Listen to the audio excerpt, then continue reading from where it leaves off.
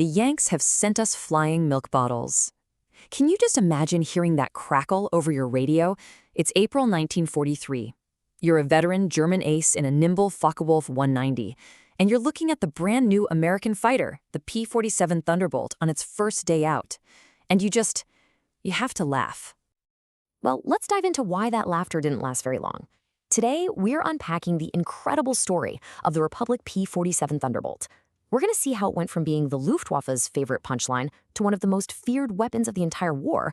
This is a story about sheer brute force, about industrial might, and about completely rewriting the rulebook on air combat. So let's go right back to that moment, April 1943. For German pilots, who were masters of the sleek, agile dogfighter, the P-47 just looked ridiculous. It was enormous, barrel-shaped, and at 7 tons, it weighed almost twice as much as their own fighters. They're just watching these huge planes struggle to gain altitude, and they're thinking, well, this is going to be an easy day at the office. And this slide right here, this really gets to the heart of it.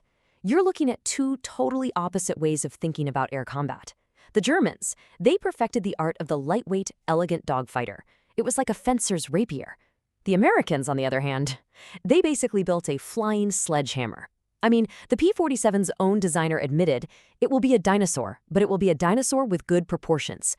It was built around a massive engine and an even bigger turbo-supercharger, designed not for some elegant turning fight, but for something else entirely. And you know what? At first, it really looked like the German philosophy was the right one.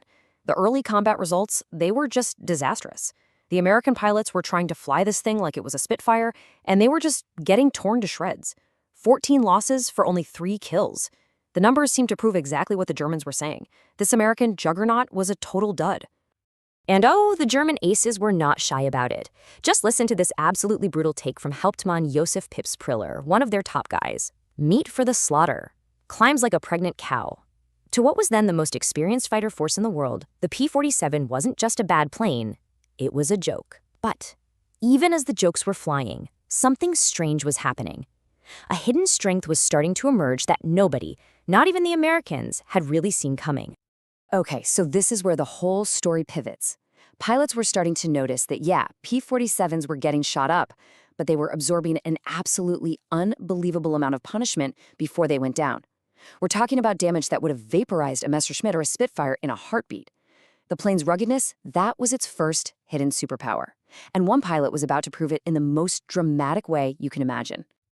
Enter Second Lieutenant Robert S. Johnson. It's June 26, 1943, and his whole formation gets ambushed by German fighters diving out of the sun. Johnson's plane is immediately just hammered by a storm of 20mm cannon shells. The canopy shatters, fire breaks out in the cockpit, he's wounded. He tries to bail out, but the canopy's jammed shut. He is trapped inside a burning, falling wreck. But the plane, it doesn't fall apart.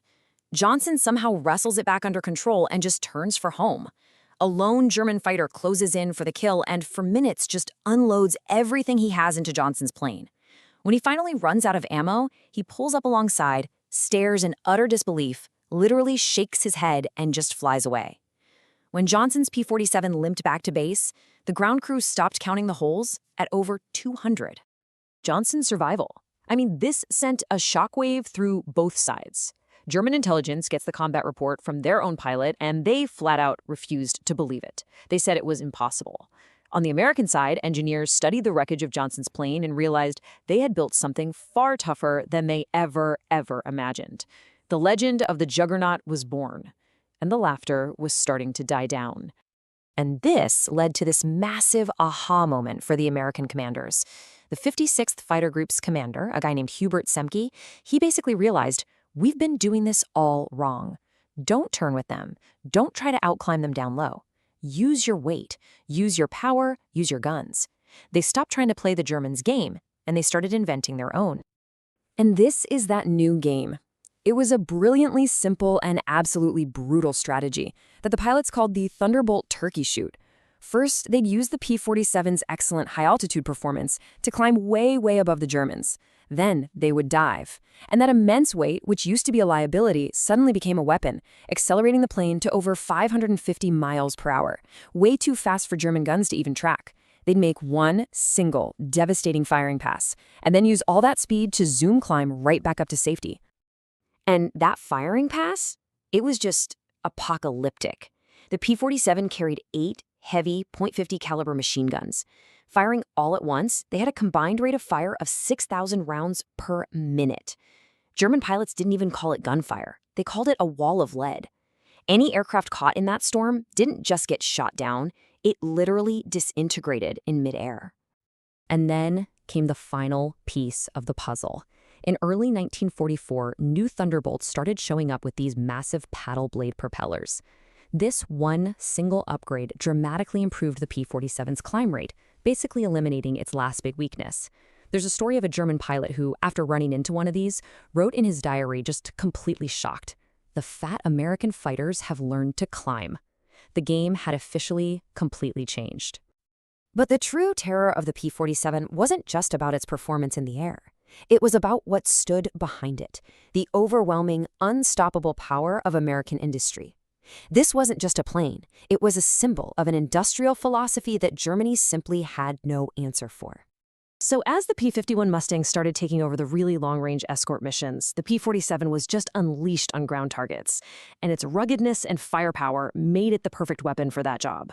Just look at these numbers. They're absolutely staggering. This is just in Europe. 9,000 locomotives, 6,000 armored vehicles, 68,000 trucks. The Thunderbolt didn't just help win the air war, it systematically broke the back of the German army on the ground. This quote, right here, it sums up the entire thing perfectly. New Year's Day, 1945, the Germans launched a surprise raid and destroyed 22 Thunderbolts on the ground at an American airfield. A captured German pilot is taunting the base commander, Major George Brooking, and Brooking's legendary reply just hits at the absolute core truth of the war. America could replace planes in hours. Germany could never replace its experienced pilots. You know, this chart, which is based on captured German intelligence files, it tells the entire story in just 4 lines. Just look at the evolution. April 1943, the threat is minimal. By December, it's jumped to significant. By the middle of 1944, it's a critical threat. And by March of 1945, the German assessment of what happens when you engage a P-47 is one simple word: unsurvivable. So what was the final verdict on the flying milk bottle? Well, in the end, it didn't come from the Americans who built it. It came from the men who had once laughed at it and then learned to fear it with every fiber of their being. After the war, Adolf Galland, Germany's legendary chief of the entire fighter arm, he gave this incredible assessment. He basically said, "We were the ones who didn't understand. The Americans weren't trying to beat Germany at its own game. They built an American fighter, designed to win an American-style war of production and attrition. And as Galland himself admitted, they were right." But maybe the ultimate conclusion has to come from the cockpit, right?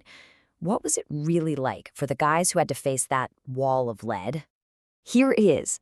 This is from a German pilot's interrogation report in 1945. He said, "We laughed when we first saw them. We stopped laughing when we realized they didn't need to turn or climb. They just pointed those guns at you and you ceased to exist. From a flying milk bottle to an instrument of annihilation." That's the story of how brute force, clever tactics, and an absolute avalanche of steel completely changed the air war over Europe. The thunder had definitely spoken.